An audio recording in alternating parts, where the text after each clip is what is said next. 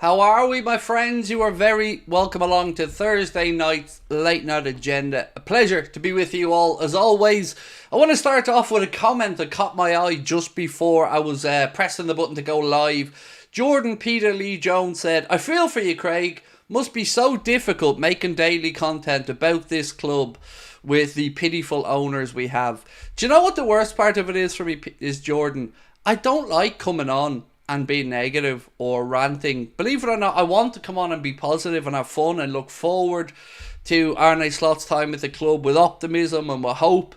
But it's difficult, man. It is difficult. But coming on here to talk is never a chore. It's always a pleasure. I'm very grateful to be able to come on and discuss the football club with everybody on a nightly basis. So appreciate your sentiment, but like the only downside to me is I don't like being that moany, angry guy. I much prefer having a laugh and being jovial, but there's not much to be positive about lately, unfortunately, my man. So appreciate the sentiment though. Craig, I'm a United fan and I can't get over what's happening to your transfer business. I feel for you all. God, you know things are bad, laser snipes, when we're getting sympathy from United fans. I appreciate your sentiment. And look, I'm going to go through it tonight as fairly as I can, and we're going to discuss the situation. Leny Yoro has now completed his move to Manchester United. That is now done and dusted. And again, it remains to be seen what's going to happen at Liverpool. But I can tell you what the propaganda machines are going to be spinning. That Sepp van den Berg is the solution to everything. That Sepp van den Berg is the Messiah. That Sepp van den Berg is the reincarnation of every great defender that ever lived. And here's the thing. I've got no problem whatsoever with Sepp van den Berg being looked at or being utilised by the club. But I do have a problem with something. And that is the attitude and the disrespect that was shown from Sepp van den Berg and his agent towards the club, with how they treated him, with how they were overpricing him out of a move, and that seems to be getting brushed under the carpet as everybody does mental gymnastics to try and make up for the lack of transfer business, as the journalists just forget about that. Don't mention it. Swept under the carpet. All good all of a sudden. It wasn't all good. It isn't all good, and he shouldn't be even considered because of what was said, in my opinion. He should be made to publicly apologise the same way he was publicly critical of the club. Do we not have a backbone? Leny Yoro was told, if you don't take this offer and go to Manchester United, you're going to be sitting on the bench for a year. A generational talent of a centre-back. A young player that Lille were willing to just let sit on the bench for a year. But what do? We wake up today and we have to read articles from very good journalist Miguel Delaney saying things like, Trent just wants to see how Liverpool get on this year before making a decision. There's a bit of a problem with that. We don't have time for Trent to just sit around for a year to make a decision, because at that point the decision will be either we overpay to an ungodly amount or Trent just sails off into the sunset and goes to Real Madrid. Same with the Mohamed Salah situation. I said many times Liverpool should grow a backbone. Liverpool should stand firm and say to Mo, sign a new deal or you're on the bench for the season. But no, we're happy to just lose him for nothing and then tell us that we haven't got money. I don't understand it sometimes. Most people are fairly well educated, intelligent people, but the blinkers come on when the excuses start to get made around our owners, and I don't understand it. Liverpool Football Club should be above all of this. Liverpool Football Club should not be held to account by any one player. Liverpool Football Club shouldn't be manipulated, belittled or anything else by a player. Sepp van den Berg should have been put in his place.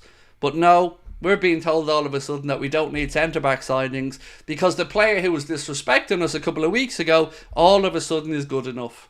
And we're supposed to swallow this. It's madness. What did Van den Berg say? Google it yourself. He spoke basically about Liverpool not giving him a pathway, not caring about his development, not caring about his future, and then trying to overprice him out of a move. He was very clear about it, as was his representatives. We spoke about it on the show, we reported it at the time, and now all of a sudden that's all forgotten about because he can run fast for 6 minutes and Arne Slot really has no choice here by the looks of it. I'm not blaming the gaffer, not at all. Arne Slot has played the cards that he's been dealt here. But for the club, have you any backbone at all? Do we hold anybody to a level? Why not offer Trent a new deal if he won't let him rot in the reserve, said Ronald Martin. So there should be two options on the table with Trent at the moment. Option one, of course, is get him to sign that new deal. And option number two is, if you don't sign that new deal, he has to be sold this summer. It can't even be a debate. We can't allow Trent to go for free. It's madness. Whatever about Virgil and Mo, as we said, their ages come into consideration. You can't have that take with Trent, 25 years of age. You can't be letting him just run down his contract over the course of the season on the off chance that he might decide he wants to stay with Liverpool.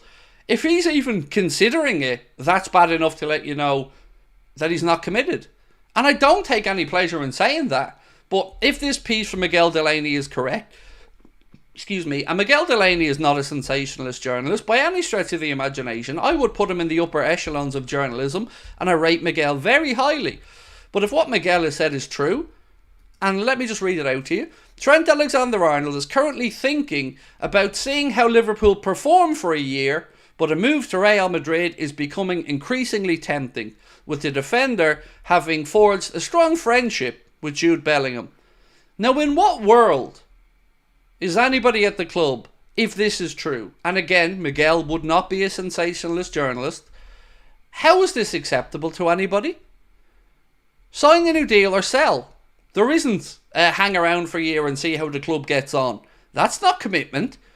Remember, this is supposed to be the boy that we all said would leave the club, that lives for the football club, that bleeds red, that grew up at Anfield. Now all of a sudden he wants to see how we get on for a year. So, as I've said all along, the view that we have of these players as fans, that we idolise them, we put them on a pedestal, that's understandable. I'll never correct anybody or I'll never shout down anybody for having that belief in the players. But life doesn't work that way. This is a business. This is their careers.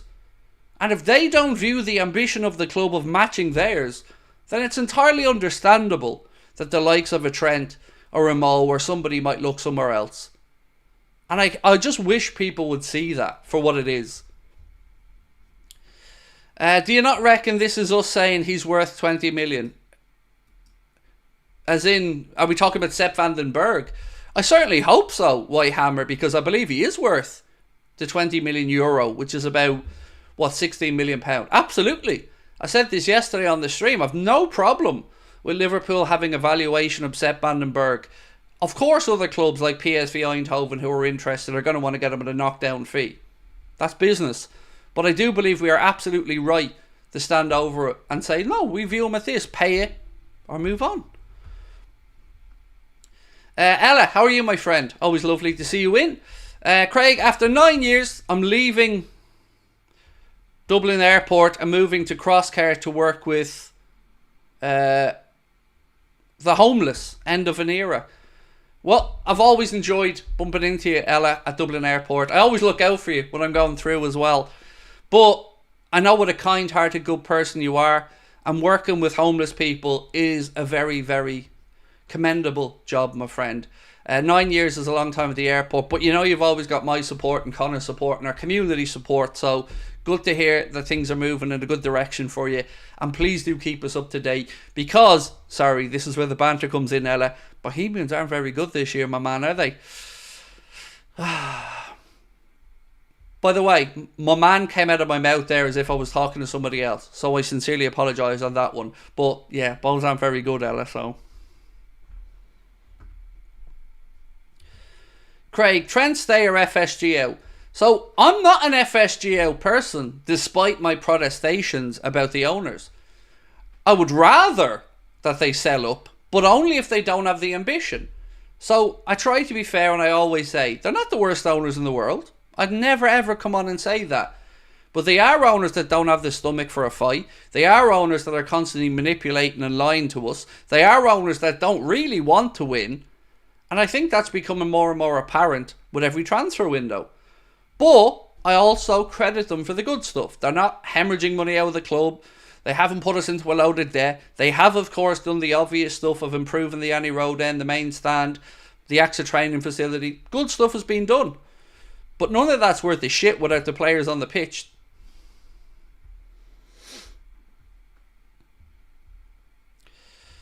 The grass is not always greener as they see it, said Brian. Look, anybody who says what happens if FSG sell, I get it. I understand that nervousness, and you're probably right. It's going to be another investment firm or something like that ends up coming in and buying. So I think the pressure for us now is to just put it onto the owners, to show them that we're not going to just sit back and accept them not doing their job. And their job is to give the manager the tools to succeed. Evening, Craig. Seen Somerville has stated he wants Liverpool only. Look, I've got to say, Somerville would be a really underwhelming signing. I think if we do move for a forward, I still stand over. I think Anthony Gordon will be the most likely. The bookies even have us as odds on to be his next club, and by that I mean it's more likely than unlikely according to the money that's going on with the bookies. That's not an indication of anything other than what the punters are thinking as well.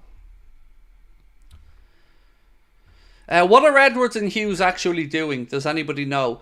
I was wondering this, Steve, the other day, because Edwards, as we know, isn't really involved in the day-to-day stuff at Liverpool. He's FSG's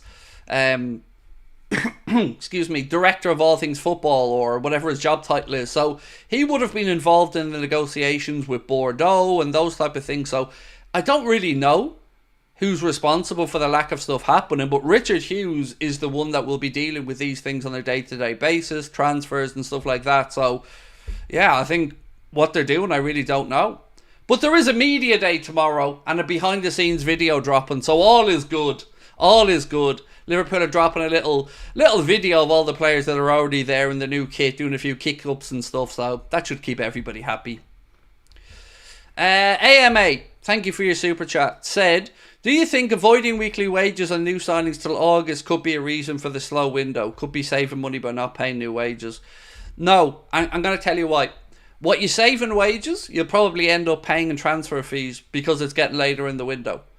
And we shouldn't have any issues around paying wages now because, as we were told many, many times, there was £18.7 million freed up in wages between Thiago, Matip and between Adrian. Now, remember, we haven't extended anyone of note. We haven't given Verge a new deal. We haven't given Trent a new deal. We haven't given Mo a new deal. So we haven't exactly increased the wage bill all dramatically anyway. So, no, I don't think that's the reason. I think the reason is John W. Henry, Tom Werner, Mike Gordon are cheap. Cheap fucks. That's the reason.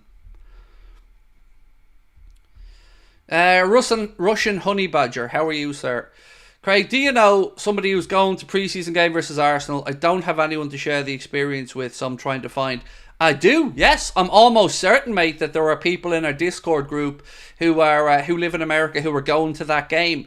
So if there is anybody, Mike or any of the other guys, I know some of them are going to some of the games. So absolutely, if there's anybody in the chat that's watching now that is going, please do tag Russian Honey Badger there, reply to his post, because I love that.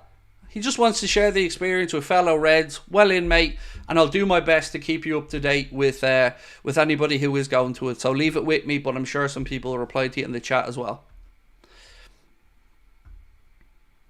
Craig, is LFC too big for Hughes?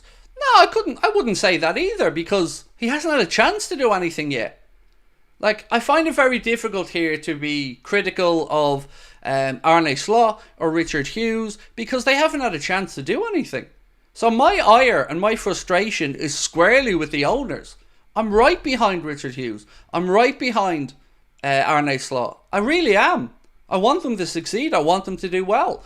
But you can't do it with one hand tied behind your back. And that comes from the owners.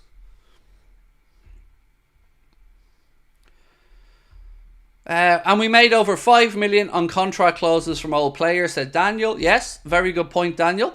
We did make a few quid on players that have moved on, absolutely. Here's an interesting one. Not really transfer related, but one of the guys in the Discord group alerted me to this earlier on, and I touched on it in the video of 5. Manchester City's odds for relegation are ridiculously low. Something is worrying people, because Liverpool's odds to be relegated, you'll find somewhere between 500 to 1 and 2,000 to 1. Manchester City's odds to be relegated, 10 to 1. And it's not because of their playing. It's not because they won't be good enough to stay in the Premier League. We all know why the odds are that low. So I'm not saying it's an indication that something's definitely going to happen, but it is an indication that people are certainly taking it seriously, the possibility of, if they're found guilty, them being relegated. Because 10-1, that's really low odds. Harry, how are you, bro? Said, I love how top Reds justify FSG being cheap because they made a bid for Caicedo. So there was a post that caught my attention earlier on, and it made me laugh. Connor sent it on to me, and or maybe it was one of the Discord groups sent it on to me, but it sums everything up, and it's absolutely spot on. Where was it gone again?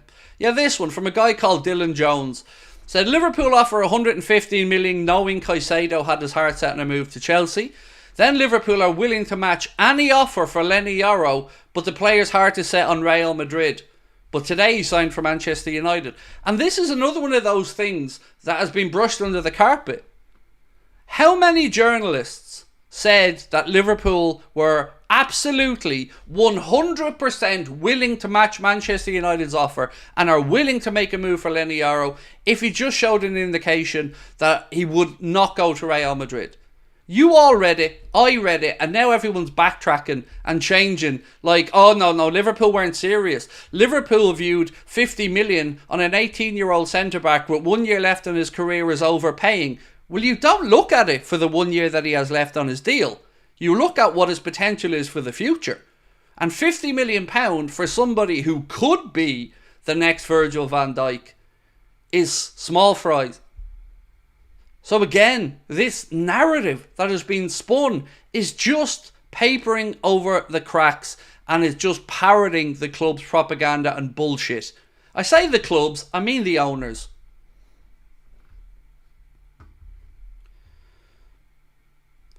And what did we do, by the way, in that situation when we didn't get Caicedo?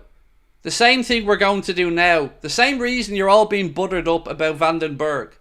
It's because that's the cheaper option. It's no coincidence that when Liverpool make a stance on something, the solution always just happens to be the cheaper option and happens to be painted as the right option.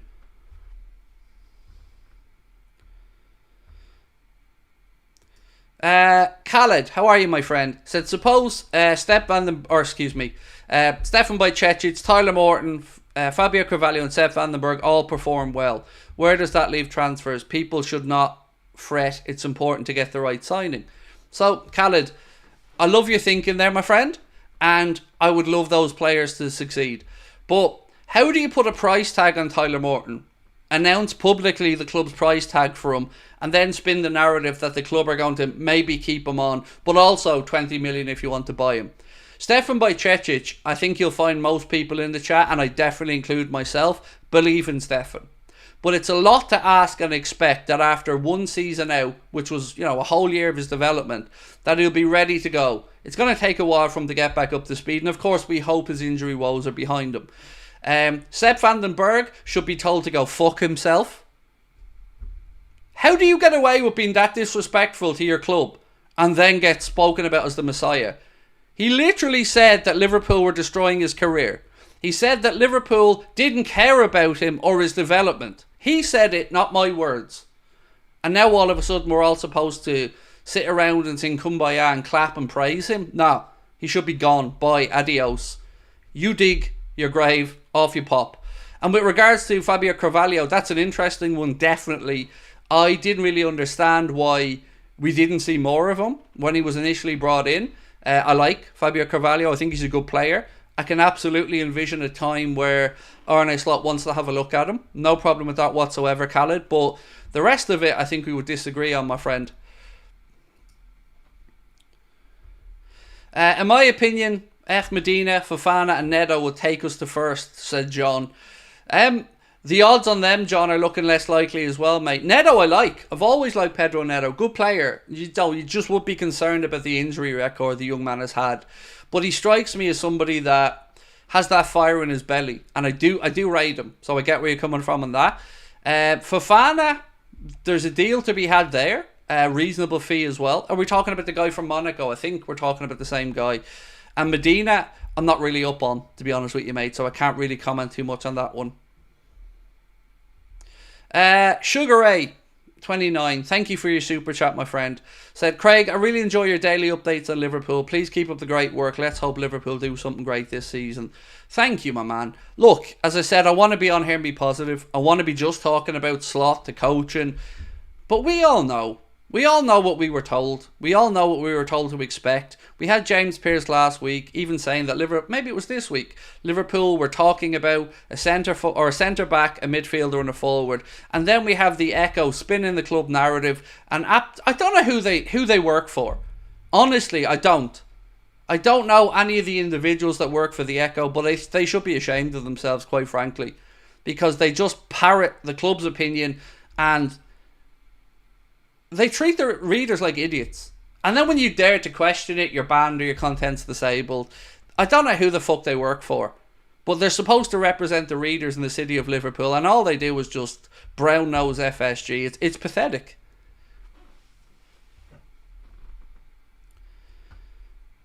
Do you think Darwizzi said, do you think FSG are going to make Arne Slot a sacrificial lamb? I hope not. For a couple of reasons. The reason that most importantly is I don't want fans basically having to write off seasons. Because those people that work hard to buy their season tickets or to travel to away games or to come over for that once in a lifetime trip or that once or twice annual trip, those people don't deserve a season written off. Those people don't deserve a manager to be used as a sacrificial lamb, as a make-weight between Jurgen Klopp and another manager.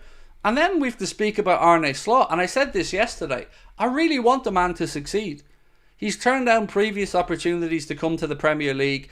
And he waited for the right offer. And he viewed Liverpool to be that offer. We have a duty to that man as well. To make sure that if he does fail, that he's given everything to try and succeed. And if he fails, he fails. And we can talk about that. But this idea of him being a make-way or a middle ground, I certainly hope it isn't true, because he deserves better than that.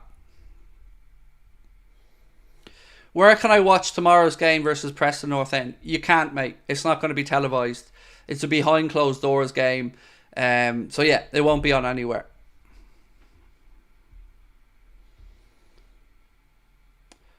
Who even would be that other manager to come in? Morganski, mate. I don't know, but ask yourself this. It wouldn't exactly all of a sudden become the most appealing thing in the world. If you've seen a manager that was told one thing, comes in, isn't backed, fails, you're not going to come in and think, we all know deep down that Jurgen, how do I phrase this in a kind way? That Jurgen glossed over a lot for the owners because of his charisma, his charm, his great coaching ability. And we all knew that we were overperforming because of Jurgen and Pep Linders and the coaching team. We all knew it. We knew we were overachieving a little bit. So rather than look at the situation and think, right, well, we've lost that generational talent manager. We've got a new manager we're happy with. Let's push on. Because I was watching Sky Sports News earlier on. And I'm trying to remember exactly what the story was. They were talking about Calafiori. And they were talking about Arsenal and maybe why they're even in for him. And the question was, why are Arsenal going in for Calafiori when they already had the best defensive record? And the defence was the envy of most of the Premier League. And do you know what the answer Arsenal briefed back was? Because Arsenal want to strengthen from a position of strength. That's simple. That's what you should do. That's what you're supposed to do. When we do it though, what do? We bring in nobodies or sit on it after we win a league title. But Arsenal, who didn't win the league, who already have the best defensive record, want Calafiori because they want to strengthen from a position of strength. A winning mentality. Would I take the Glazers over FSG? Of course not. They're a disgrace. My problem with FSG is just down to two real things. The Super League fiasco and the lack of transfer funds for managers. Lots of other stuff I'll give them credit for. The Glazers are a disgrace. A disgrace. Stevie Boy. said, I'm still worried, no outgoings, can't see any transfers until we sell.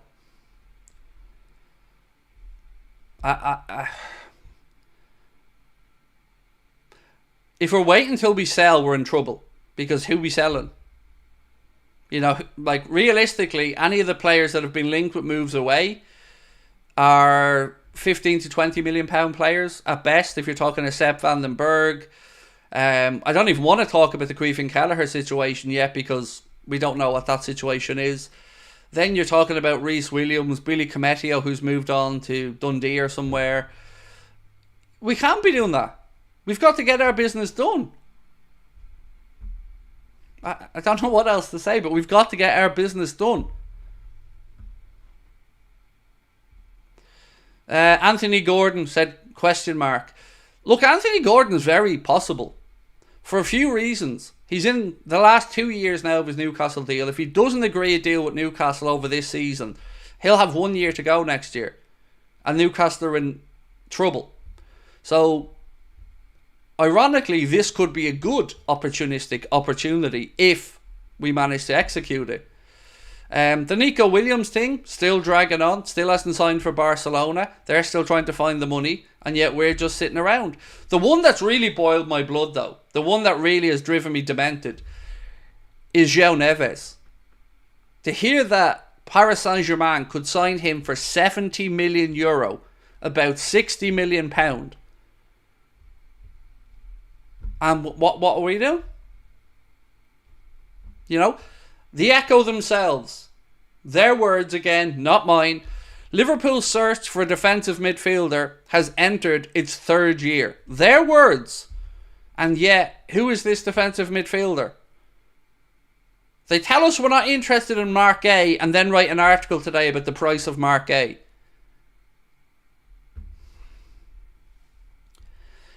Do I rate Frimpong? Yes, I do, Leon, but I don't think we have a need for Frimpong unless the Trent situation gets to the point where we know we're losing him. So if Trent is going to move or isn't going to sign a new deal, then absolutely. I think Frimpong would be a very good idea. Transfer fee we know about. We know that he has his heart set on a move to a big club, whether that's Liverpool, City was mentioned, Real Madrid was mentioned. Yeah, 100%. We've got Bradley there as well. Frimpong can push up a little bit further on the right hand side. Maybe you could bring him in for games you want to rest Mo a little bit. 100%. But if we have Trent at the club, then I don't think we need him.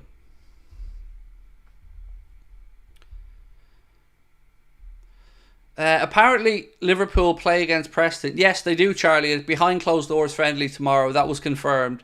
It won't be shown on LFC TV Go, I don't believe, or anything like that. But at least it's a chance for the gaffer to have a look over some of the players. Rate the window, Gordon, Neves, and Capier. I'm going to say that's a 10. That's a 10 out of 10 window, Levi, for me. For a couple of reasons. One, you've ticked every position.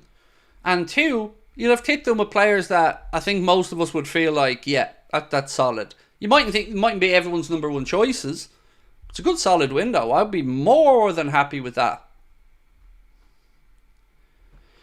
Would you bench Trent if he doesn't sign a new deal?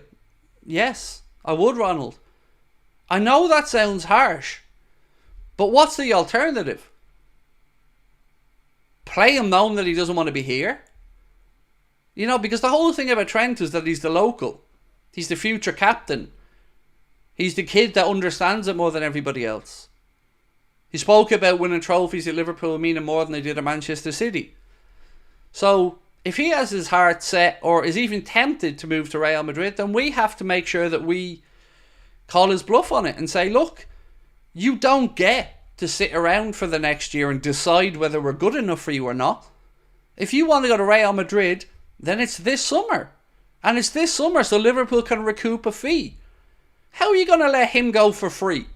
He'll be 26 at the time, right in the prime of his career. And we're going to what? Let him walk out the door for free. It's idiotic. And then be told we have no money.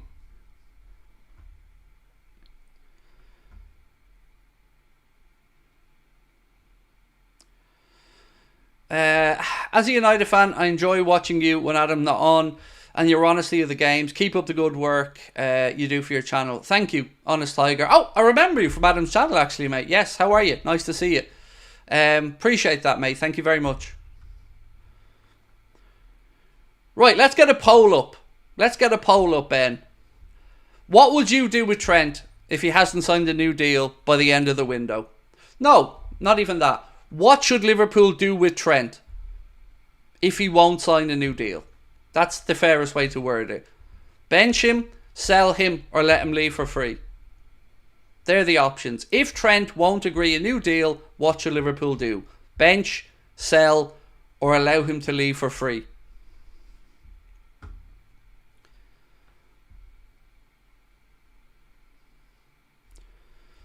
So remember, Miguel Delaney said he's been tempted. And look, I get it. And I've warned about this. I warned all the way through that we all have this idealistic version of Trent as the local boy who would never dare look away. But I did say to you guys, he's won everything at the club. He doesn't have the FOMO.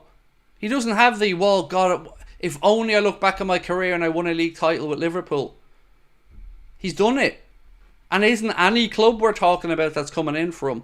It's Real Madrid, the club that have just signed up the best talent in Europe.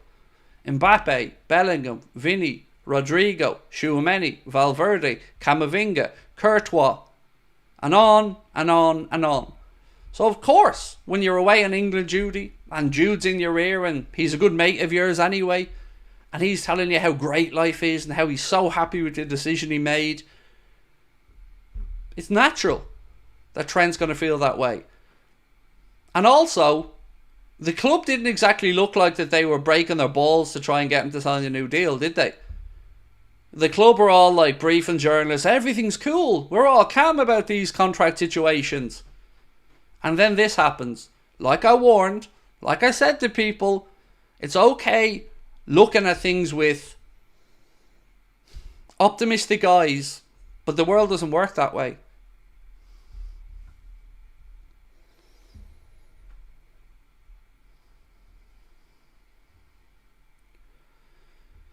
Ahmed, how are you, sir? First time back in the live since the end of the season. The summer transfer window is probably extremely frustrating for you, especially because we don't make signings. It is frustrating for me, mate, because I see the frustration of everybody else as well. And the thing that frustrates, Ahmed, the thing that frustrates me the most is the benefit of the doubt that people continue to give. And it's not something I should be annoyed about. Giving other human beings the benefit of the doubt should be a thing that I support. But what's that phrase again? Fool me once, shame on you. Fool me twice, shame on me. That's the way I look at FSG. They keep pulling the wool over people's eyes. There's always an excuse. There's always the kicking of the can down the road. There's always the PR and the propaganda. And there's always a promise of a brighter future. But it never comes around. Rank Chelsea's new kit out of 10. So, I have to see it in person, but I give it a good solid 7.5. I think it's a nice kit. The away kit of Arsenal, not a fan of, but Chelsea's home kit looks quite smart. It's worrying because nobody denies the Trent rumours. John, I mean this sincerely, mate. When you have somebody like Miguel Delaney talking about Trent maybe moving away, or again saying that Trent is tempted, Miguel is not a sensationalist journalist. Miguel has no axe to grind. Miguel is what I would class as in the highest level of journalists doing the rounds. I can't speak highly enough of Miguel Delaney. I think he's an incredible journalist. And if he writes that, it's not red top, it's not tabloid. He works for the Independent as their chief football writer. If Miguel says that, I believe very much that that's what Miguel's hearing. I was optimistic until I seen Trent to Madrid, said Harry Klein. I warned all through the Euros about Trent and Madrid. And I know that people again think I'm a doom monger, but I did say, how do you let this happen? I warned 6 months ago. I don't like the I told you so stuff. But these owners are what they are. They're wolves dressed in sheep's clothing. They are spoofers of the highest order. They do not give a shite about Liverpool winning stuff. They do not give a damn about fans. They do not give a damn about how we feel. They care about the bottom line and the value of the asset. End of conversation. Anything else is just spoofing. Because if they cared, they would have consulted with fans before selling us down the river to the Super League. If they cared, they would have made sure that when a new manager came in, he was given all the tools available to them and every penny to go out there and strengthen as a show of force. They say, we finished third last year in the Premier League. That's not good enough. Third place is not good enough for Liverpool Football Club. Liverpool Football Club exists to win. We know this as owners and we're going to try and put that right. But they don't do that. They hide away and cower over in Boston, showing up once or twice a season.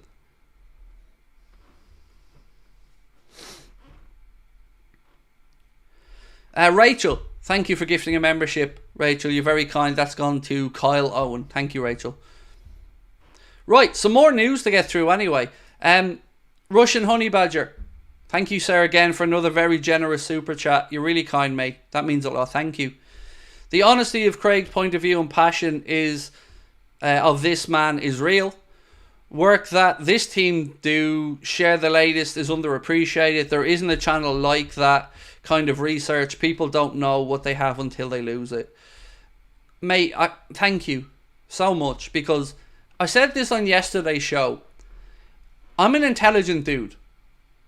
My life would be a lot easier if I played the game, if I bigged up the company, if I was an affiliate for Liverpool Football Club selling the jerseys and stuff like that, if I toed the company line, if I was nothing but supportive. I'd probably have a lot better opportunities commercially. I'd certainly have better options to interview players and all that other stuff, but I wouldn't be able to sleep at night. I wouldn't be able to put my head on my pillow and look my children in the eye because I know I'd be a fraud. And I refuse to play the game. And I don't care. I am who I am, and I'm going to speak up because I want the best for the football club. I want the best for its supporters. And I know when I see a spoofer. You can't bullshit a bullshitter. And I know that FSG are absolute spoofers. The most frustrating thing is this squad doesn't even need a lot of additions. And them, I don't want to say that word, but rhymes with anchors. At FSG can't even be arsed that we're on the verge of a great side. Exactly. 3 signings away. I think most of us would agree. 3 signings away from feeling that we can really go at this season.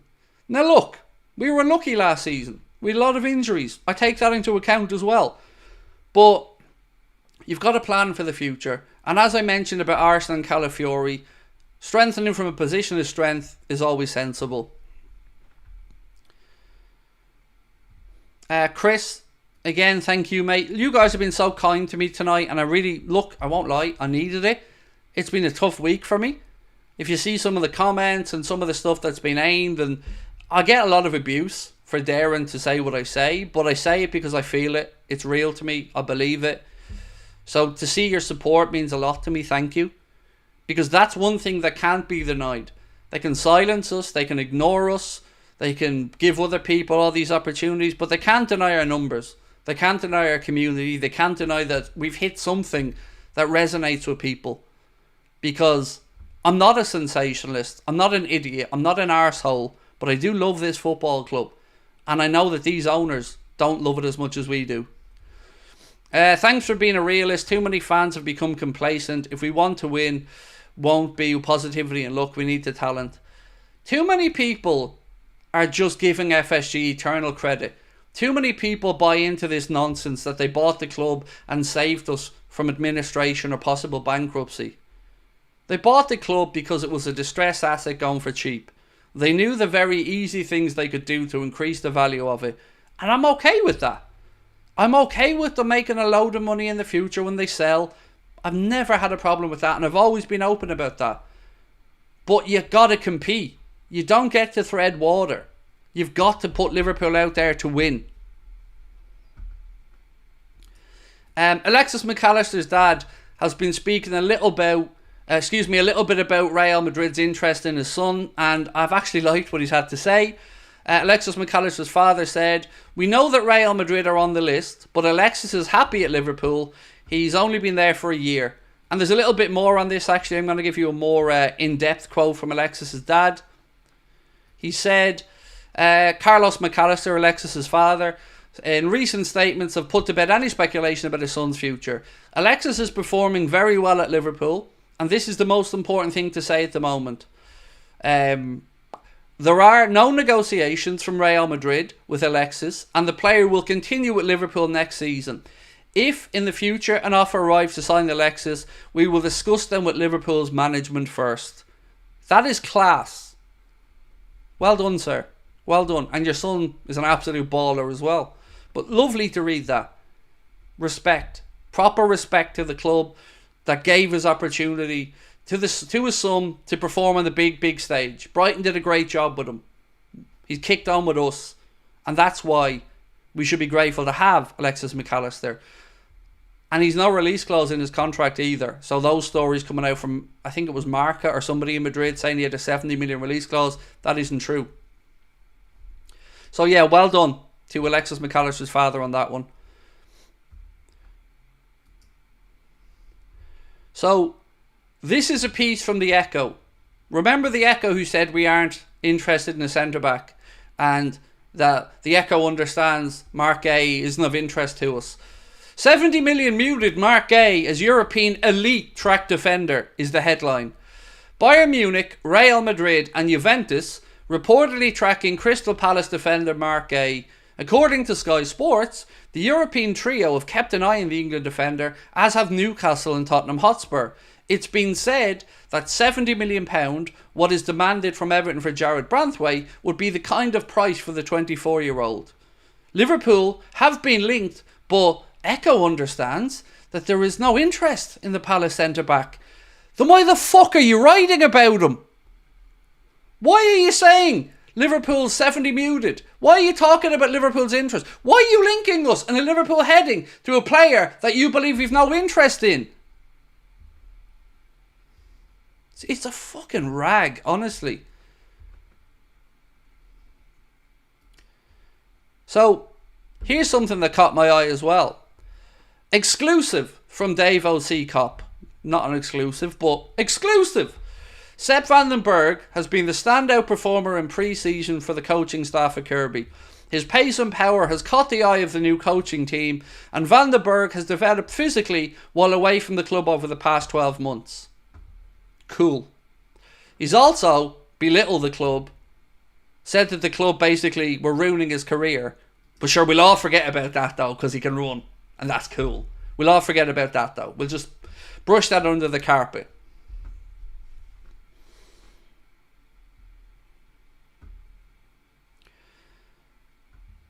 XESG said Gay is worth 70 million, Branthwaite is not.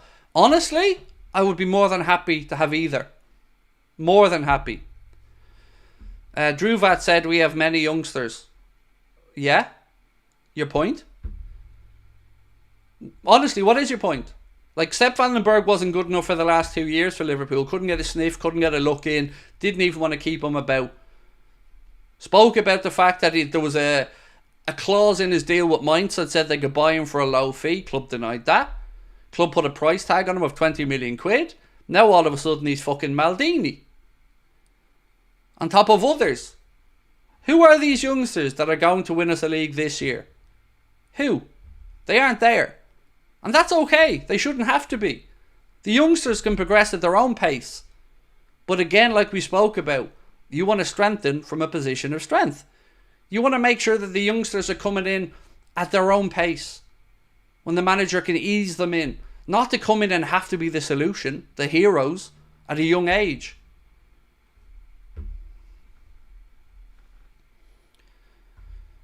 When does Frimpong's release clause expire? I believe it's the end of this week. I'll have to check it again, but I believe it's the end of this week. Do you get money from Super Chats? Of course.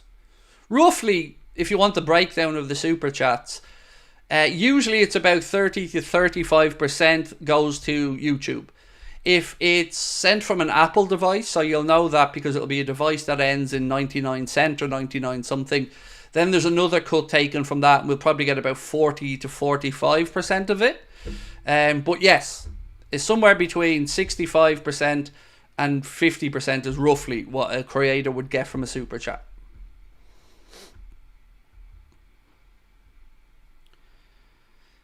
I think the club spend 100 million this year will be competitive. I think if the club spend 100 million. So Trey, for me, mate, I don't even know if it's just about throwing a number out there, bro. It's just if we do the right things, right? So if we bring in the centre back, if we bring in the midfielder, if we bring in, let's say, a forward, as being the three that James Pearce said that have been spoken about positionally that Liverpool are looking to strengthen.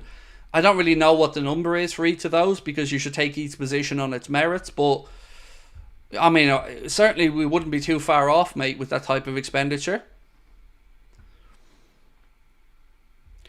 What's the latest on Anthony Gordon? So the latest is that we're just kind of seeing and waiting at the minute.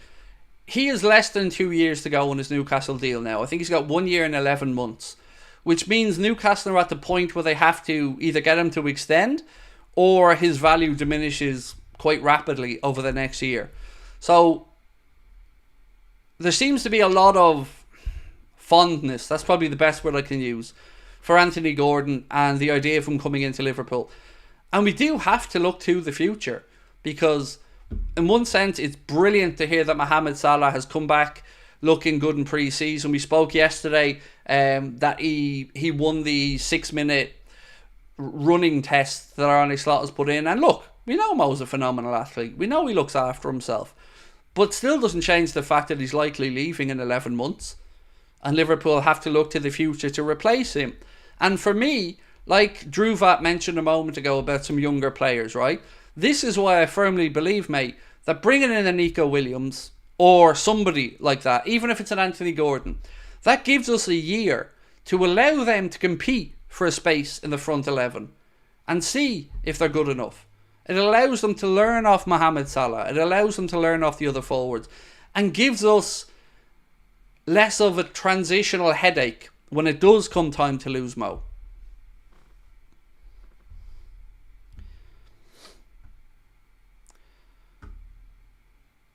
Craig, have you heard the club are expanding the COP and the Sir Kenny Dalglish stand in the next year or two? I don't know if that's feasibly possible, Leon.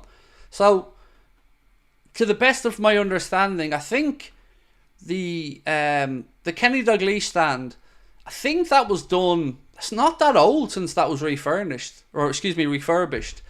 The COP, again, you know, I'm not going to profess to have all the answers here, but I think that there were some real problems with the road behind it and a few other things as well that would make it very tricky.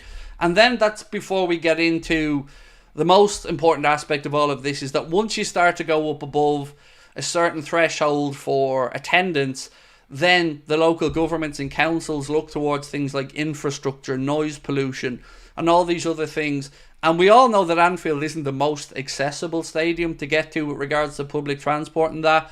So these are all factors that, as I said, I don't really have all the answers to, but certainly makes any potential redevelopment to a much higher number more complicated. And that's before you get into the COP having the road behind it and these other things that locals could probably speak better to than I could. It was called the Centenary, Toes. Before the Sir Kenny Dalglish stand, it was called the Centenary stand. And one of my favourite parts used to be the paddock. I love the paddock. It was class. Craig, I've got two questions. One, do you think Trent will sign a new contract? And two, do you think we'll sign some players? Do I think Trent will sign a new contract? I don't know. But I feel like the best case scenario is that we end up overpaying Trent a lot.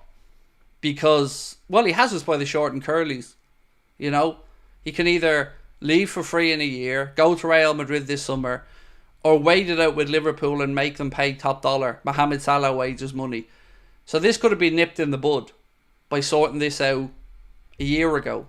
9 months ago, 6 months ago, to allow him to go away on international duty with no contract extension, in my opinion, it's the height of stupidity. BLA said, "Hi mate, would you accept Gay, Ederson, Frimpong and Rodrigo with Trent going in the other way?" What baffles me is that no Scouser and Klopp isn't having a word with Trent about his legacy at Liverpool. Look mate, what you mean Rodrigo, I think you've spelled it wrong. I think you mean the Rodrigo from Real Madrid. There's a Y in it. I was getting excited there thinking you think we can get Rodri. Yeah, of course. But here's the thing about the Trent situation. Real Madrid know that they'll get him for a knockdown price or for free. Because once you get to the mindset that Trent has acknowledged the possibility of it, then you've won if you're Real Madrid.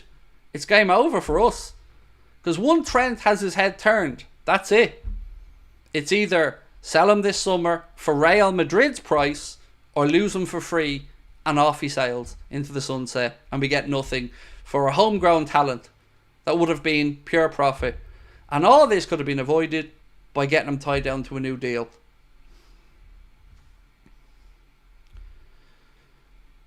Do you think we will get far with these cheap owners who have no ambitions? We're always hoping for the best case scenario with everything, mate. We're hoping for no injuries.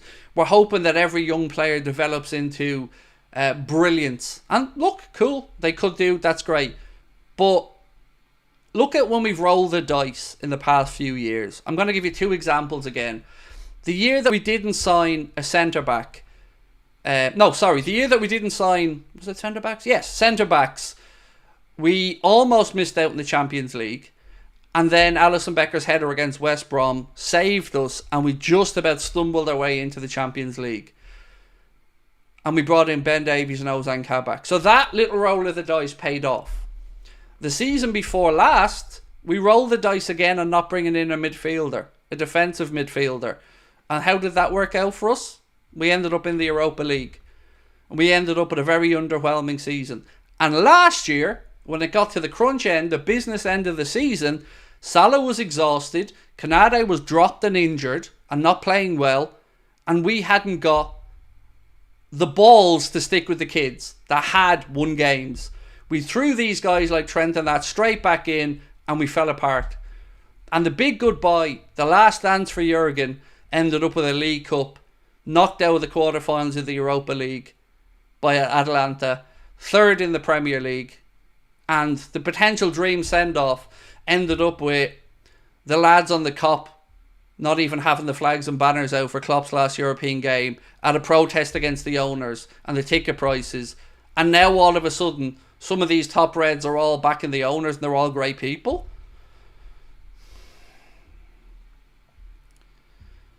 Whitehammer said, United just agreed for Ugarte, like, what's happening? And they'll probably revisit De Ligt as well. But now they'll tell Bayern Munich they want De Ligt on their terms. Because they've already got a centre-back in over the line. So now they don't have the desperation stakes that maybe Bayern were hoping for. So yeah, Manchester United have agreed on personal terms with Manuel Ugarte. Report according to Fabrizio Romano. Well, that still doesn't mean they've agreed a fee with PSG, but there you go. Another one in for United. Ugarte just agreed personal terms. Fabrizio confirmed it to Gabriel Bentham, and thank you, Gabriel, for your super chat. Craig, have you read Dave O'Copp's Twitter on Yoro? So,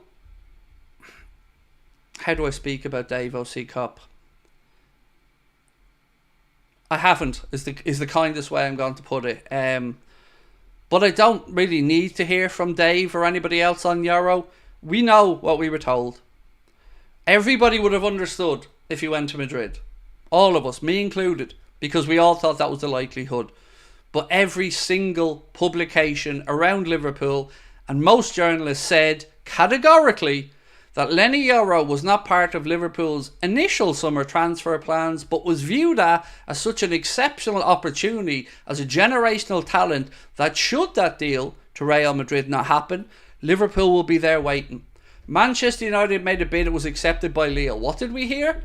That Liverpool haven't put a bid in yet because Liverpool still believe that it's not worthwhile because they believe he has his heart set on a move to Real Madrid. Fast forward a few days, he signs for Manchester United and now the narrative's changing. Now Liverpool didn't see value in a 50 million 18-year-old. Now all of a sudden the goalposts have moved and we're rewriting history and we're being sold a pup again. Generational talents tend to be available when they're relatively young, hence why they become these superstars. Ronaldo, we didn't sign Ronaldo because we wouldn't give him £1 million signing on bonus. A few weeks later he signs for United. You know, generational talents are usually spotted early and have lots of people after them. And your chance to get them is like when we tried to get Kylian Mbappe when he was at Monaco before he made the big move. Once he makes the move, that's it. He's gone to United now. If he turns out to be the best defender in the history of the world, we ain't ever getting near him now. But yeah, we can't spend 50 million quid. Why? What? There's no value there. Because he only had a year to run on his deal. But that's not how you look at it. You don't look at what value he has in the contract that he's currently at with Lille. You look at the value of the signing to you. And you're telling me that if we all agree that Leny Yoro is this really, really highly thought of and respected centre-back, that £50 million is too much? That's too much. The other pup that we're being sold is that, oh, he wanted a guarantee of playing time. He wanted a guarantee of playing time. So, if you believe he's that good, let him battle it out. Because we're going to have injuries. We've a long season ahead. He's going to get plenty of games. It's just more bullshit. And people are lapping it up. And I don't get it. We're being spoken to like we're idiots. Would I take Yamal? Come on, Luke. Of course I would, mate. But I haven't got the 1 billion for the buyout clause that's in his contract.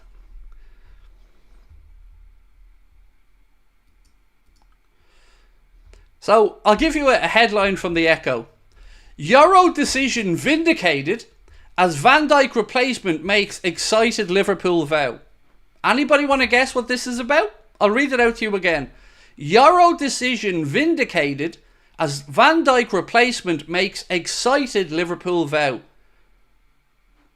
Do you want to know what this vindication of the decision is? Anybody want to have a guess at it? It's Kwanzaa, the kid we've already had at the club. So, not signing Yoro's been vindicated because Jarell Kwanzaa said that he's excited about the future. Oh, well, that's okay then. Silly us, getting all worked up about it. Oh. The Echo said it's been vindicated, so that's it. Fucking job done. Vindicated. Nothing to see here, lads. Walk on.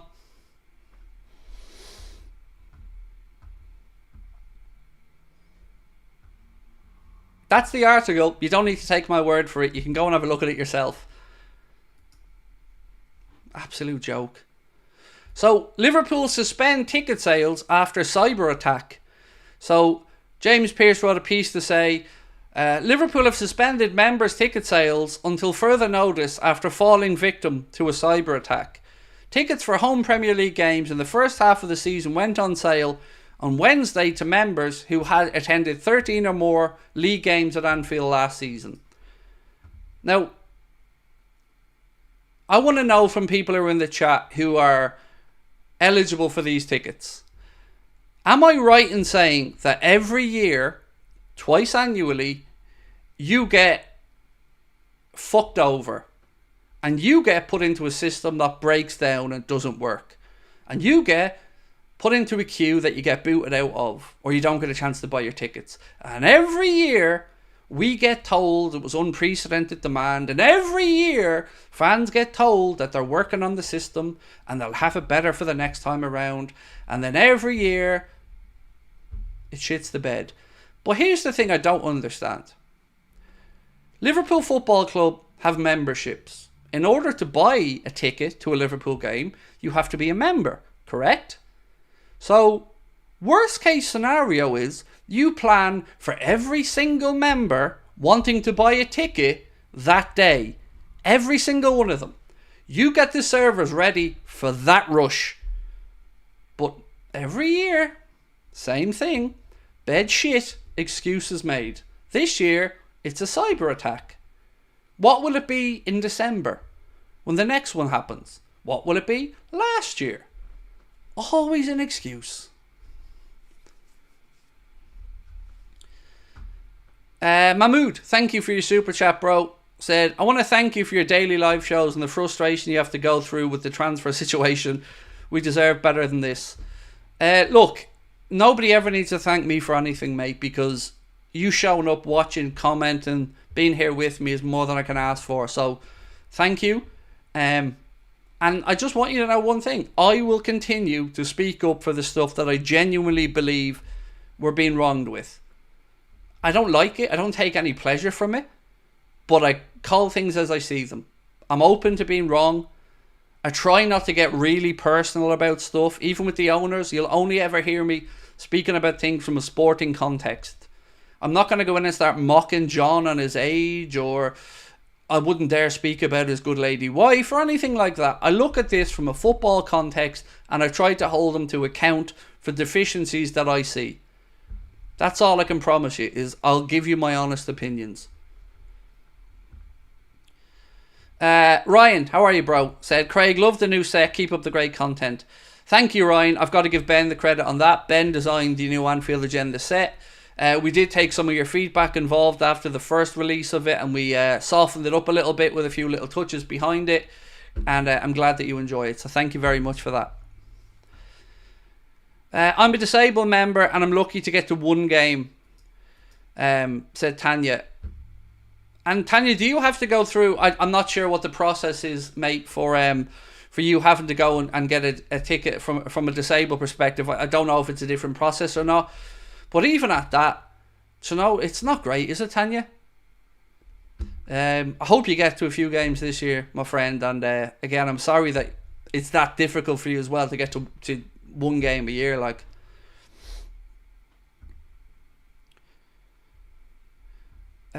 Luke, again, thank you, Luke. Member with us for 11 months. Really appreciate your support. Said, hey Craig, how you do, mate? Just want to know, when do you think we'll make a signing? I don't know, and I don't want to brush you off, Luke. My honest answer is I don't know. You know, I thought we would have got one before the PSR deadline, in all honesty, because I thought we would have capitalised on other clubs' need to free up money, and I thought maybe that was an opportunistic way for us to get business done. That passed and nothing happened. Then I thought, well, surely with us heading off to the United States on the pre-season tour soon, we'll get something done, because we'll want Arne Slot to have as much time as possible. Remember, this is a season where, even without us signing anybody, the likes of Trent and Joe and Virgil and Cody and Ryan and Alexis and Darwin and Lucho and Kanade, you know, these guys are coming back late anyway because of, you know, how far their countries went in these international tournaments. So Arne Slot isn't even going to get time with these guys. Most of them are going to miss most of the season or pre-season tour. So you would think that new signings would be prioritised and gotten in quickly. But again, we are 1 month away from the Premier League kicking off. It doesn't kick off when the window ends. Premier League kicks off in 1 month. We play Ipswich Town at Portman Road in the opening game of the season, and we need to try and win those games because we have the easiest start. That's not me making that up. That was an analysis done by the good folks at The Athletic, who ranked the club's opening 5 games, and Liverpool have, on paper, the easiest task. So you would think we'd want to get off and try and get out to a lead and try and get to the front of the Premier League table and make sure that we capitalise on that whilst we're waiting for the rest of the boys to get up to speed as well. But no, we're just getting manipulated, lied to, false promises, reinventing of history, changing of narratives. FSG are cheap and will never improve this squad. They'll always make excuses.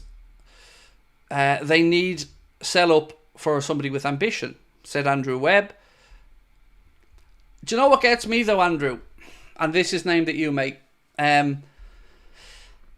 People, when you talk about the owners, right? They scaremonger. So they'll say to you, but the next people coming in, the next people are going to be either a state-owned fund or another investment fund, and they try to scaremonger to make us think better the devil we know. And I understand that to some extent, and there's certainly some truth to it. But here's the thing.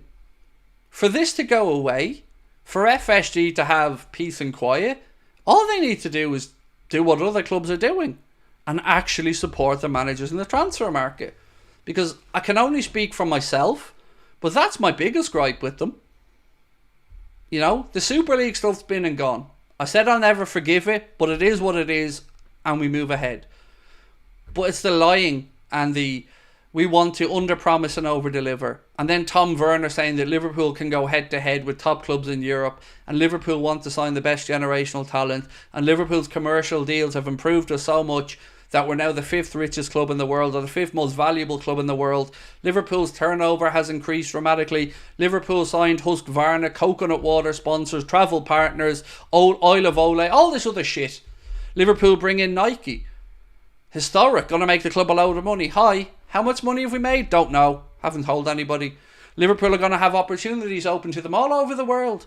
Drake, Serena Williams, all these people are going to be shown the Liverpool brand. That will increase brand recognition. That will make Liverpool a bigger global product. That will in turn make us more money. But has it brought us in any more signings? Every season under FSG, other than the last 2 seasons, we've had around a 40 million net spend. Last year it was 90 in a rebuild season, and it could have been neutral if we'd done some of the decent things like sold a couple of players that we didn't need to be here, and the one before was 60. Our solution to missing out on Caicedo was to sign an 18.5 million quid 30-year-old and then be told that there's nobody in the world that we view good enough. João Neves comes along, Portuguese, built up, spoken really highly of by everybody inside the Portuguese camp, by Diogo Jota. What do? We sit there with our knob in our hands while PSG go in and get him for about 55% of his buyout clause. And we just sit around doing nothing.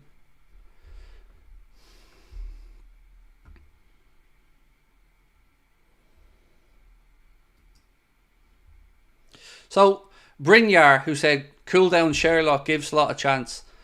Point me, mate, if you'd be so kind, to one comment, just one, that I've made in any way derogatory of Arne Slot. Just one. You won't find one, dickhead, because I haven't said anything derogatory about Arne Slot, other than I don't want him to fail. I want him to be given the tools to succeed. I like the man. I believe he's a great coach. But you're either too thick or you just came in to troll. One or the other. I'll let you choose which one it is. But you can also, and I mean this lovingly, fuck off.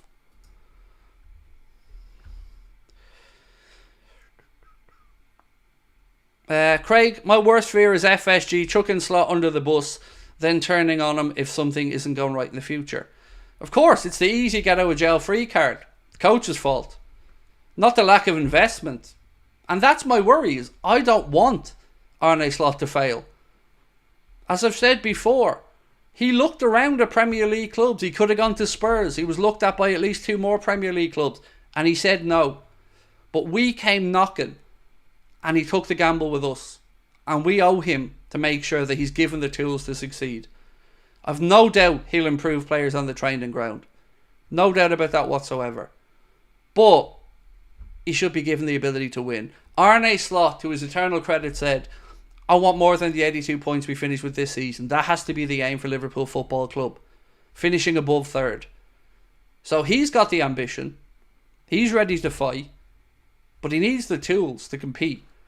Because you can't go in against the likes of Arsenal, City, United, Chelsea, and what they've spent and how many players they've added to their squad, and just hope.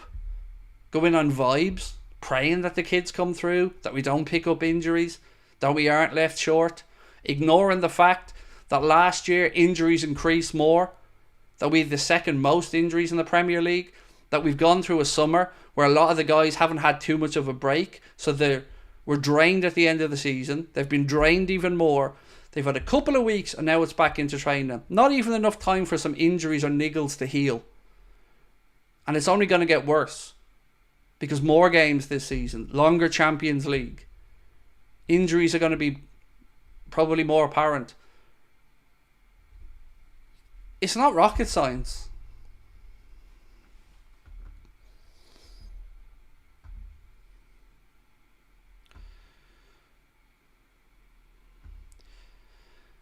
Definitely Ugarte to United is on WoW United doing some business.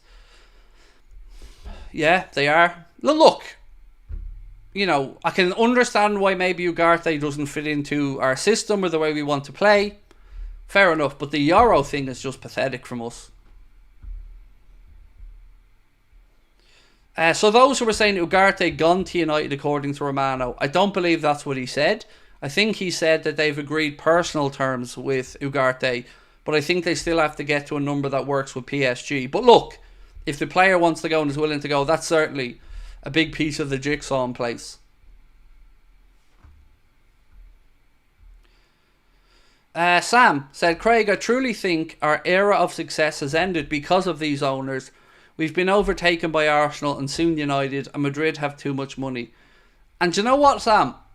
They can come out and say that we can't compete with the riches of Arsenal. Of course we can. We just choose not to. It's different when you're talking about Chelsea, Man City, PSG, maybe Real Madrid. But we should be able to compete with Arsenal. There's no reason we shouldn't. We should be more attractive. Arsenal have never won a European Cup. They haven't won a Premier League in a long time since Arsene Wenger left. And they keep backing their manager and believing because he's shown progression every year. Fair play to them. I wish we had owners like that. Liam Nesty, thank you, bro. Said, love listening to your streams. I wish Slot would be backed as he actually looks decent if given the chance. I'm disappointed that we're being reactive and not proactive. I know. And I understand that we have had a lot of change. We've new coaches, we've got new backroom staff in, but it doesn't forgive lying. And that's what's happened here. We've been lied to. Leny Yoro should be the straw that breaks the camel's back for us fans. Because we were given those assurances that if he didn't go to Madrid, we'd be at the table. We'd be ready to pounce. And yet again, when it came time to actually back up the words, the briefings, the narrative, nowhere to be seen. Excuses come out. 50 million's too much. It's never ending. But yeah, people lap it up and buy it. And belittle us for actually challenging the narratives. And by us, I mean all of us. I don't mean me, I mean all of us. For challenging the narratives. We're troublemakers, loudmouths. Don't understand the club, never been to Anfield. Don't have a right to an opinion. All the things that you guys deal with every day on social media. From people who will be the very ones saying that they want managers out or players out or throwing the toys out with the pram because tickets are gone up a few quid and they can't wave their flags or don't want to wave their flags. But we're the problem. Us, for challenging, for having ambition. None of us want Liverpool to spend £1 billion in a year like Chelsea did. None of us expect that. But we do expect what others are capable of.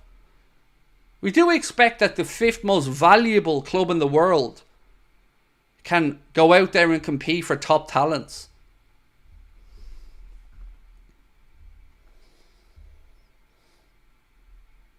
Druva, you're really annoying me because your posts are just horseshit.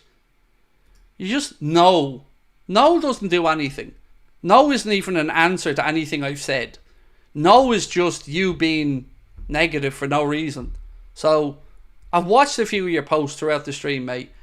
And I'm sorry, but they've all been wind-ups, in my opinion. And it's not because you've disagreed with me either. Because there's been loads of people who've disagreed with me. And I've no problem with someone disagreeing with me in a respectful manner that we can debate and chat about. But you're not bringing that into the table. You're just sitting there going, no, we have youngsters. Acentino, how are you, sir? Said, why do we believe the reporters with this new back staff? Wasn't their appeal to people was that they keep everything close to their chests. New normal. That's why I said all this summer, mate, that I find it hilarious that so many journalists are able to tell us who we're not interested in, but nobody tells us who we are. That's the thing I've said over and over again. Watch all the streams back. They're all brilliant at telling us the ones we're not interested in. You know, echo sources say, club have briefed that. Well, they're hardly going to tell you the ones that they do want, are they? So, again, they want jam on both sides of their bread. But if you want to actually do your job as a journalist, then ask difficult questions. You won't ask the difficult questions because you know you'll have your access removed, or your chances limited, or you won't get invited to the next interview with John W. Henry or Arne Slot. And that's the imbalance of power that I'm talking about. It's healthy to challenge those in authority. Respectfully, it's healthy to ask difficult questions. It's what we should do. Being afraid to answer them and blackballing people and blacklisting people and trying to silence people is a coward's way of doing things. Thoughts on United agreeing terms with Ugarte, said Flynn. I don't really mind it too much from our perspective, Flynn. You know, it concerns me because it's clearly showing United are serious. You know, they've got in Yoro, Sancho's back and looks like he's made peace with the manager. Then you've got Ugarte maybe coming in. They'll probably look for another centre-back as well. And this was United that had no money, remember? This was the United that had some PSR issues or headaches, but yet still have found a way to actually do business.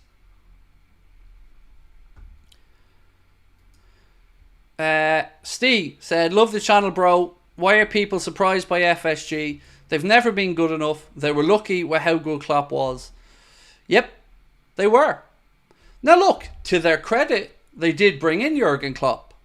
And that's amazing. But he overachieved for them because of his talent.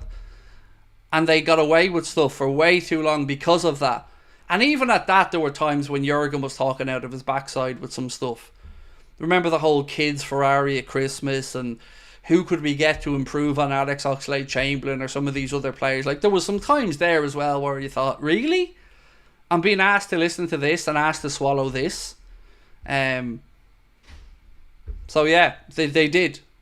And that's why for me it was even more important that if you've searched high and low and you've backed this man, Arne Slot, to be the new coach, you've turned down Amarim, you've looked at others and he's the guy, well then you've got to back that guy.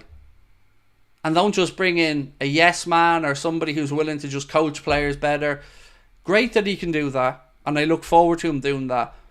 But he also needs to be supported, and he needs to be given the tools to improve on 82 points.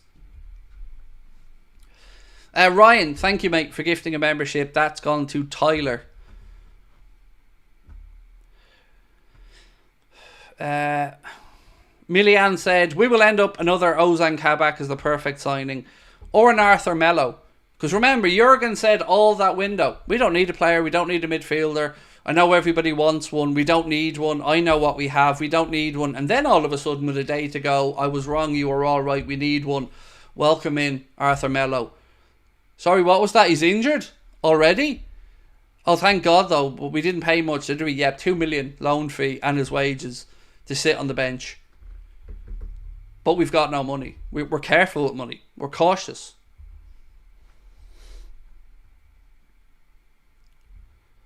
Do you think Liverpool lost their way in the transfer market in the last 2 years? Yes, I do. We've done some good business. McAllister, absolute bargain. Brilliant signing. Soboslai, yeah, I think he'll come good. Gravenberch, I had my concerns when we signed him, but actually I'm kind of happy with the deal in the end. I think there's more to come from Ryan. What other business have we done in recent times that I'm thinking back over? Unlucky with some of the young fullbacks as well, like Calvin Ramsey picking up an injury. It's been unlucky. We haven't really got to see the best of Ben Doak last season either. Trey Leone, I'm looking forward to. He'll push on. Jaden Dan's a little bit away. So there are some really exciting prospects for 2 or 3 years down the line. But we need to make sure that when they come through, they're coming into a winning team. They're coming into a challenging team. They're playing Champions League football. Endo, well, Endo was okay. He had a good season. But, you know, to go from Caicedo, Lavia, Endo, it was the cheaper option, which, again, Endo's a good player and has certainly helped us last season. And I don't want to speak badly of Endo, but we always knew he wasn't going to be the addition that makes us go out there to win a league title or to strike fear into clubs in European competition. Bradley said, well, I'm nervous that we haven't made a signing. I'm trying not to stress. I trust Edwards Hughes, and it seems we've brought in the best of the best coaches from clubs all over. I don't disagree with you on a lot of what you've said, Bradley, mate. Excited about the additions in that sense myself. But I just can't excuse the lack of business, mate. I can't excuse the manipulation over Yoro again. You know, there's too many times they've been given the benefit of the doubt. And there's too many times that we'll be sold about the next window. And it just doesn't come. How many generational talents have to pass by before we actually go get one? And even the one that we potentially have at the club, by the way, the homegrown one in Trent, he's got 11 months to go in his deal and could be off to Madrid or could leave for free. Or best case scenario, we have to overpay him. None of this strikes me as clever business. None of it.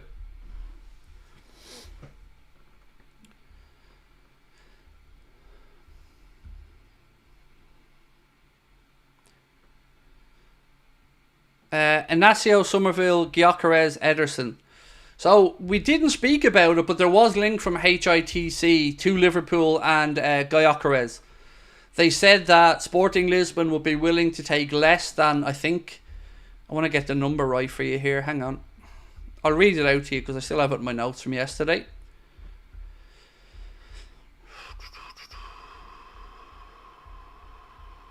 There it is. So this piece said, Liverpool linked with Victor Gyökeres. Liverpool have been informed of how much they may have to pay to sign Sporting Lisbon striker Victor Gyökeres. According to HITC, the Reds are interested in signing a striker this summer, with Gyökeres a potential target. The former Coventry City star has an exit clause in his contract of £85 million, but the Portuguese club are thought to be willing to accept an offer below that figure. Aaron, how are you, mate? Said, I wonder what the fans of FSG think now. Still happy. Here's what will happen, Aaron, to those people I'm talking about. Benefit of the doubt will be given. Benefit of the doubt will continue to be given. Doesn't matter then that we're into August. Benefit of the doubt will be given. We'll make a signing. It'll be somewhat underwhelming perhaps. And then there will be a promise. Then comes at the end of the window promise about the next window or the next summer, and the wholesale changes and the influx of money and the big business that never comes into fruition. I don't know, like, it feels like some people are FSG fans, not Liverpool fans, which is really fucking disturbing to me. They are mere custodians of the club. That is all. They won't be around in 30, 40 years. We will. They are custodians. They have a duty of care to make sure that they do the best. And we should be winning. We should be consistently looking to challenge at the very, very top. This was supposed to be our best window, said Aaron. I'm hoping for a signing and Trent by next Friday, said Tanya. And thank you, Tanya, for your super chat as well. Thank you, Aaron, for yours. FSG fans will blame Slot. Of course, he'll be the sacrificial lamb if it doesn't work out. It's always the way. Couldn't be the player's fault. Has to be the manager, and he'd get the boo. Craig, is it impossible to beat Madrid since they have a super team now with Mbappe, Bellingham, Vinicius, or will they just win the Champions League? Look, any team can be beaten, Sam, on a once-off basis, you know. Over two legs, you never know. An injury or two, But look, they are a daunting prospect. No denying that. You know, you can't look at a team that has Mbappe, Vinny Jr., Endrick coming into it, Bellingham, Rodrigo, Valverde, Camavinga, Tchouaméni, Thibaut Courtois, and they're going to probably bring in either a Trent or what's the kid from Bayern Munich that plays for Canada, Alphonso Davies, and they'll do it on their terms, and that's the thing.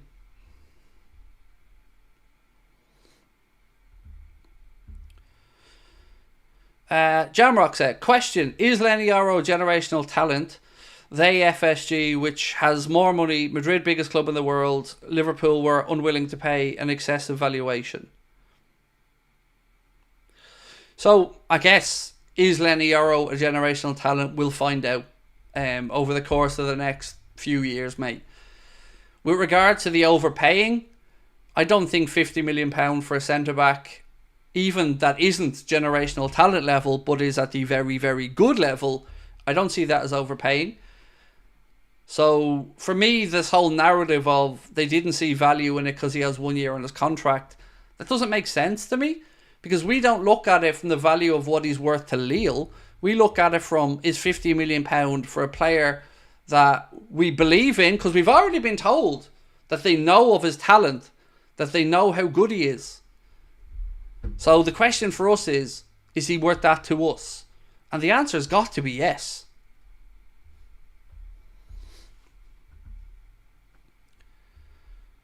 Thank you, Tyler. You're very kind. Joe Manning said, love you, Craig. Been watching you for more than a couple of years now. Thank you, Joe. Look, guys, I'm going to have to call it a night. I will have a video coming out tomorrow morning as well. We just want to wait and see what's in the morning newspapers before we get that out to you. I will be back tomorrow night, 8:45. Saturday's my day off, so I won't be live on Saturday, but I will be live tomorrow. If you could do me one little favour. I don't really ask you guys to do me favours often, but this one would really help. The podcast. Go into your podcast app, download the Anfield Agenda podcast, and give it a listen and let me know what you think. It is completely free, of course. You can search on Acast, Spotify, Apple Podcasts, whatever platform you get your podcasts on. There's 2 episodes on there. There's one with myself and Jack Gill, and we'll be back with another one next week with me and Jack. Then I recorded my thoughts yesterday on Trent and Leny Yoro. That's up there as well. They're audio-only podcasts, and if you enjoy them, please leave us a rating on them as well. And don't forget, our live show, 2 weeks to go. We're going to be in Cardiff and Liverpool. You can get your tickets with the link in the description or with the link at the top of the chat. And to finish up, we asked, what should Liverpool do with Trent if he won't sign the new deal? 75% of 1,900 people have voted to say that Liverpool, if Trent won't sign the new deal, should be sold this summer. Appreciate you guys as always. Drop a like for me before you head off, and if you haven't subscribed, please do. I'll see you guys tomorrow. Thank you for your time. Appreciate your support. Bye bye.